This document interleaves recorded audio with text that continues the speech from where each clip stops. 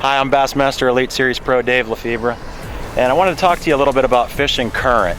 I'm here on the upper Mississippi River, fishing in some pretty strong current, and one of the least favorite scenarios for me when the wind's blowing at your back and you're fishing, the current's coming the other way. That makes it a little bit tougher.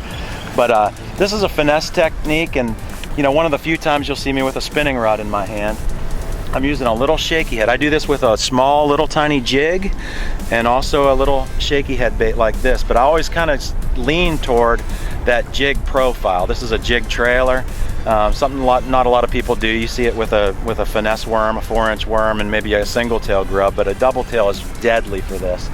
And all I'm doing, you know, there's a lot of wing dams and points and things like that, and I'm keeping my boat kind of at a 45. It seems like you know, when you're fishing it like you're supposed to do, you want to bring that bait with the current, but a lot of times when you're fishing straight ahead and working it right back at the boat, you don't get bit. You have to use that current to your advantage. So I'm usually setting up at a 45-degree angle at my target and making a long cast above the target and trying to get the current to naturally bring that bait, you know, without me doing much. Just try to make the current do all the work.